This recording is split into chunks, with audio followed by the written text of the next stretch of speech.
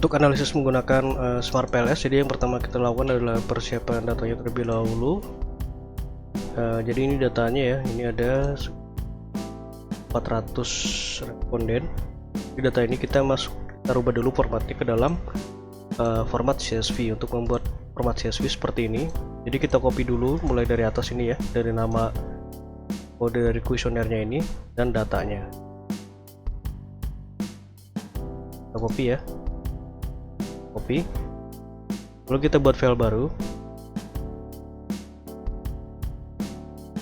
seperti ini. Nah, kemudian kita save file, save as. Nah, untuk nama ini bebas ya, contoh seperti ini. Kemudian yang terpenting ini ya, save as type. Nah, kita klik, kita pilih di sini CSV UTF 8. Nah, seperti ini, lalu kita save. Nah, karena saya sudah membuat format CSV-nya, nanti bisa gunakan data yang ini saja. Oke, jadi seperti itu untuk membuat data CSV-nya. Kemudian setelah data CSV-nya terbentuk, kita buka aplikasi Smart PLS. Saya menggunakan Smart PLS versi 4.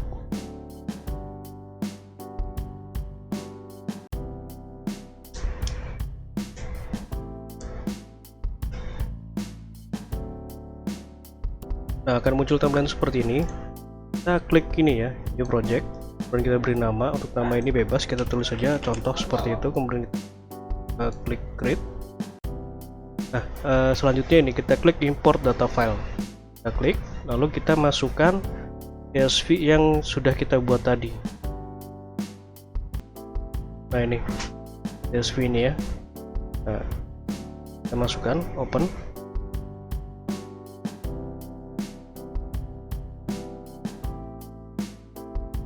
Lalu kita klik import.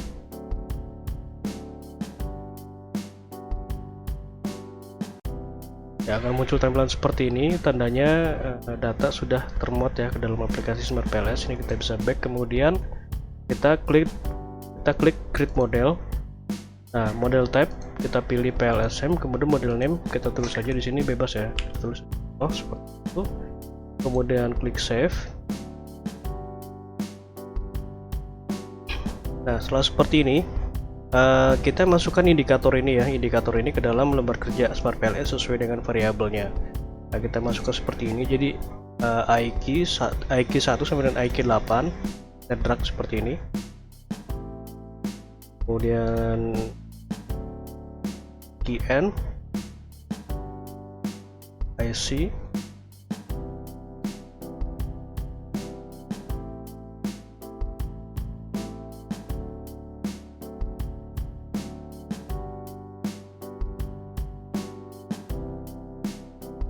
nah, setelah seperti ini, lalu kita beri nama. Ya, untuk tempatnya seperti ini ya, memberi namanya. Kita bisa copy, beri namanya, tinggal double klik saja. Kita paste seperti ini ya. Apply.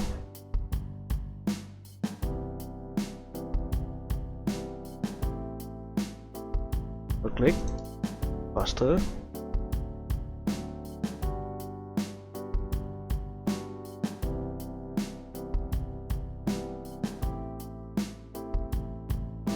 Seperti ini.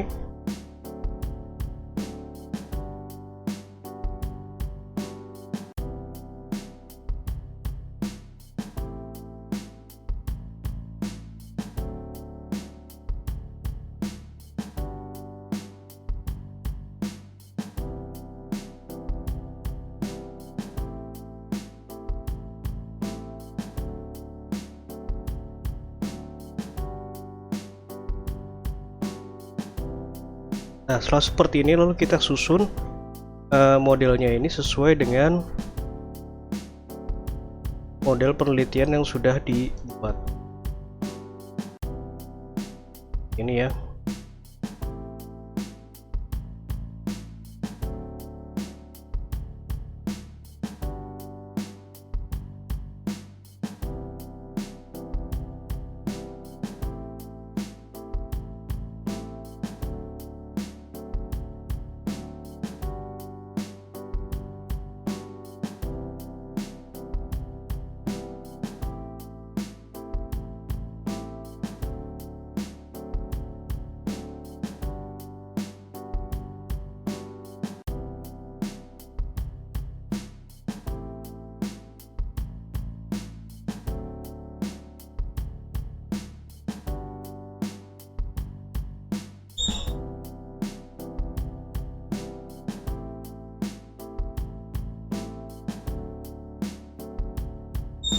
Oke, kita rapikan.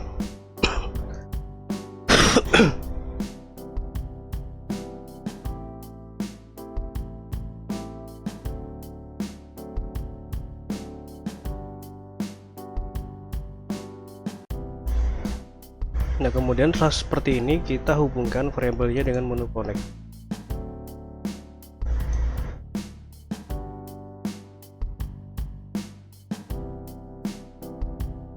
Seperti ini ya. Nah, untuk selanjutnya kemudian kita lakukan pengujian PLS algorithm. Jadi PLS algorithm itu menguji outer dan inner modelnya. Nah, di sini untuk PLS algoritmnya kita lakukan 2 kali ya, karena untuk outer model ini jadi ada yang di bawah 0,7. Nah, nanti kita akan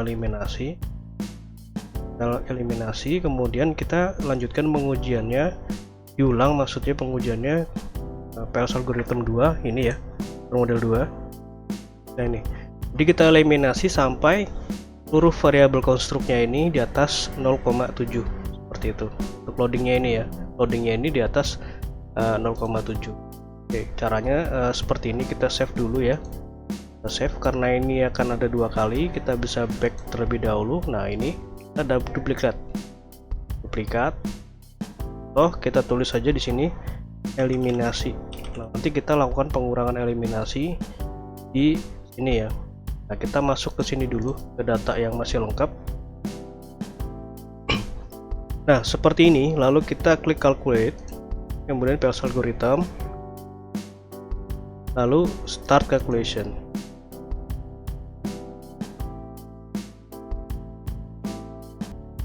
Oke, langsung saja.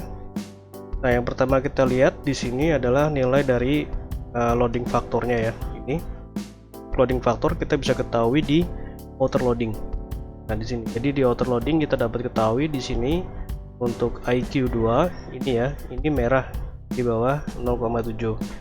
Nanti akan kita eliminasi karena ini tidak valid seperti itu. Kemudian selain dari nilai outer loadingnya,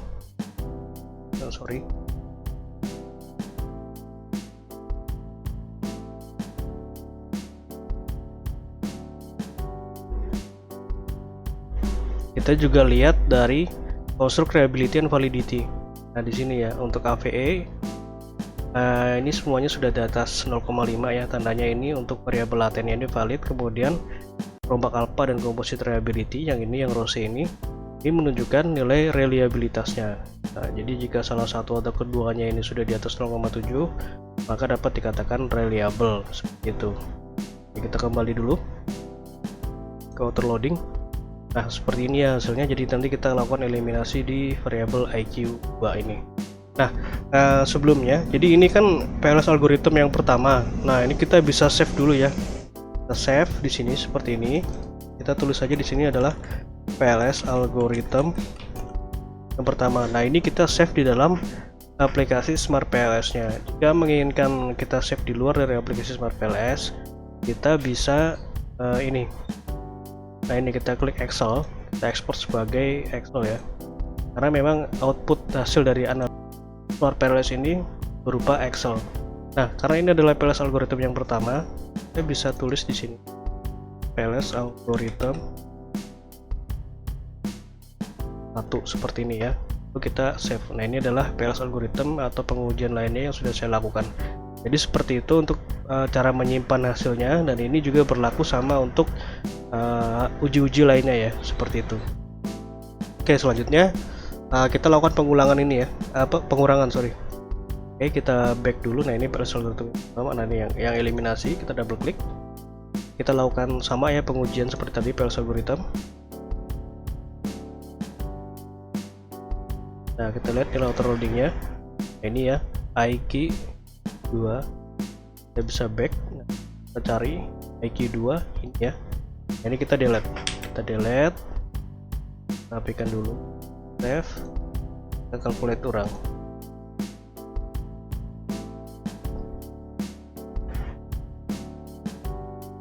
Kita lihat lagi ini outer loadingnya. Ini masih ada yang merah ya, 0,7. IQ3, yang merah kita hapus. IQ3, delete, rapikan, lalu kita save. Kita ulang lagi.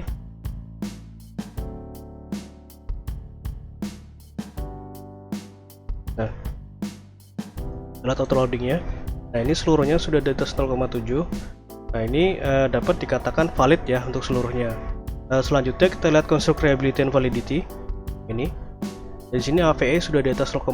Untuk variabel latennya ini dapat dikatakan valid. Kemudian untuk reliabilitas, rollback Alpern composite reliability. Nah, untuk yang information quantity ini kan dia hanya ada 2. Nah, ini ya, ini kan hanya ada 2. Nah, kalau ada 2 seperti ini memang tidak bisa maksimal untuk uji reliabilitasnya, karena reliabilitas itu tergantung dari jumlah kuesionernya seperti itu. Jadi ini dapat diabaikan nilai rollback alpanya, kita gunakan nilai composite reliability. Nah, ini untuk kompositnya 0,8 ya, sudah di atas 0,7 maka dapat dikatakan reliable. Nah, sampai tahap ini dapat dikatakan bahwa untuk yang model kedua, yang ini ya, model kedua ini itu valid dan reliable seperti ini. Nah, selanjutnya kita menguji discriminant validity. Nah, untuk discriminant validity kita menggunakan pengujian cross loading seperti ini. Nah, untuk cross loading kita ambil nilainya dari sini ya, discriminant validity. Nah, ini adalah alasan kenapa pengujiannya itu kita ganti dari HTMT menjadi cross loading, karena di sini ya. Nah, ini ada nilai yang merah. Nah, ini ya, merah ini tandanya di atas 0,9 ya, di atas 0,9. Nah, ini menandakan bahwa variabel konstruknya itu tidak bisa membentuk latennya. Artinya apa? Nah, jadi contohnya seperti ini ya. Misal variabel IQ. Nah, ini ya, konstruk IQ ini harusnya dia dapat membentuk information quality. Namun dia itu tidak ke sini membentuknya, tapi membentuknya ke variabel lain seperti itu. Jadi bukan membentuk ke variabelnya dia sendiri seperti itu ya. Nah, seperti ini ya. Jadi untuk HTMT ini ada permasalahan di nilainya karena di atas 0,9, maka kita menggunakan uji alternatifnya. Nah, kita uji alternatif menggunakan cross loading seperti ini. Nah, untuk cross loading ini cara membacanya supaya lebih mudahnya kita lihat yang sudah saya interpretasikan saja, karena ini sama saja ya sebenarnya. Nah, kita lihat seperti ini. Jadi untuk IA ya, IA1 sampai dengan IA3, kita lihat IA itu adalah information adoption. Nah, ini seperti ini ya cara membacanya ya, L seperti ini. Nah, itu nilainya lebih besar dibandingkan dengan variabel lainnya. Jadi dia itu berkorelasi lebih besar ke variabelnya dia sendiri, maka ini dapat dikatakan tidak terjadi masalah diskriminan ya, cara metode cross loading. Nah, yang kedua misalkan untuk yang IC ini information credibility. Nah, ini kita lihat ya. Nah, ini lebih besar dibandingkan variabel lainnya ya. Jadi artinya dia itu masih lebih besar ke variabelnya dia sendiri. Maka ini dapat dikatakan bahwa variabel IC ini tidak memiliki masalah diskriminan seperti itu dan seterusnya. Nah, itu kenapa pengujiannya yang tadi HTMT kita rubah menggunakan cross loading, karena di HTMT ada permasalahan, namun di cross loading ini tidak ada permasalahan ya. Ya, ini kita pilih salah satu dari 3 metode. Kita menggunakan cross loading. Oke, selanjutnya adalah pengujian untuk inner model. Untuk inner model kita lihat nilai VIF-nya. Jadi VIF ini menguji apakah terjadi terjadi multikoliniaritas atau tidak. Nah, untuk nilai VIF ini maksimal adalah 5. Nah, kita lihat di sini VIF, kita lihat di ini ya, kita lihat di list saja supaya lebih mudah. Nah, ini ya. Nah, ini sudah di bawah 5 seluruhnya, maka pada model ini tidak terjadi gejala multikoliniaritas seperti itu. Selanjutnya adalah coefficient of determination R kuadrat atau R square. Kita lihat di sini R square. Nah ini ya, jadi R square ini menunjukkan besaran pengaruh variabel independen terhadap dependent. Nah contohnya ini information adaptation. Nah, kita lihat di sini information adaptation itu dia nilainya adalah 0,416, artinya variabel dari information quality sampai ke information usefulness seperti ini ya, 4 variabel ini mempengaruhi sebesar 41,6% atau 0,46 di sini ya, cara membacanya tuh 41,6%, sedangkan sisanya dipengaruhi oleh variabel lain di luar dari model penelitian. Nah kemudian untuk yang forecast intention nilainya adalah 0,402 atau 40,2%, artinya variabel ini ya 1, 2, 3, 4, 5 mempengaruhi sebesar 40,2%, sedangkan sisanya dipengaruhi oleh variabel lain di luar dari model penelitian. Nah, untuk R square nanti kita lakukan, kita langsung ke ini dulu ya, ke F. Nah untuk F square ini menunjukkan besaran pengaruh variabel independen terhadap dependen, namun secara individu ya, satu persatu. Nah kita peroleh nilainya dari sini F square. Nah kita lihat di list. Nah seperti ini contohnya ya, untuk information adaptation terhadap forecast intention nilainya adalah 0,673. Nah kita lihat di sini 0,673 itu lebih besar dari 0,35, maka information adaptation terhadap forecast intention itu memiliki pengaruh yang dalam kategori besar ya, atau pengaruhnya itu tergolong besar. Kemudian untuk yang information credibility ke information usefulness nilainya 0,165. Nah ini lebih besar dari 0,15, maka pengaruhnya itu dalam kategori sedang, seperti itu dan seterusnya. Oke, untuk pengujian ini ya, I kuadrat caranya seperti ini. Ini kita bisa back dulu, calculate, kemudian kita pilih menu blindfolding, lalu start calculation.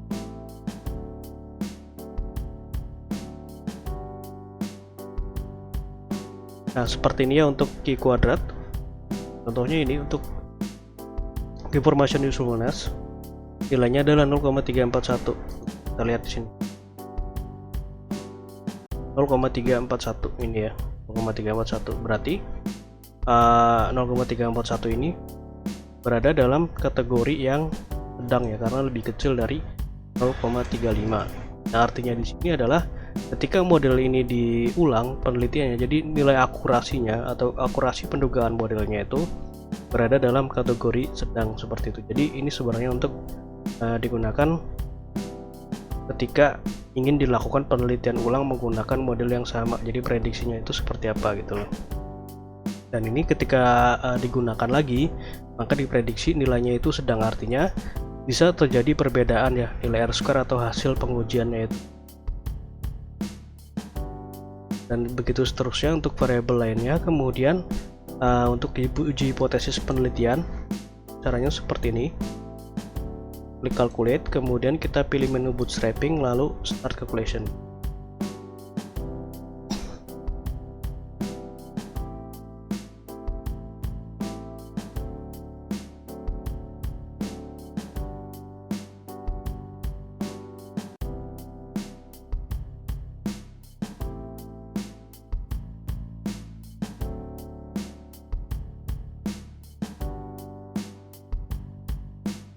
Seperti ini ya untuk hasilnya.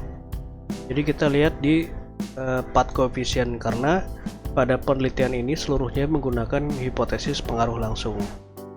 Oke, pada pengujian ini uji hipotesis yang kita lihat ada dua nilai, yaitu nilai original sample dan p-value. Ini ya original sample dan p-value. Jadi untuk original sample sendiri ini menunjukkan apakah pengaruhnya itu positif atau negatif. Jadi kalau misalkan negatif, di sini ada tanda minusnya ya. Nah ini seluruhnya pengaruhnya positif ya. Kemudian p-value ini apakah pengaruhnya itu signifikan atau tidak. Kalau signifikan itu lebih kecil dari 0,05. Nah kita bisa lihat seluruhnya lebih kecil dari 0,05, maka pengaruhnya signifikan ya seluruh. Nah untuk cara membacanya seperti ini. Jadi information usefulness terhadap information adaptation memiliki pengaruh positif signifikan. information adaptation terhadap forecast intention memiliki pengaruh positif, signifikan, dan begitu seterusnya. Jadi intinya untuk seluruh hipotesisnya ini, pengujian ini memiliki pengaruh positif dan signifikan, artinya seluruh hipotesisnya itu dapat diterima. Seperti itu untuk pengujiannya. Jika nanti ada yang kurang jelas bisa ditanyakan. Terima kasih.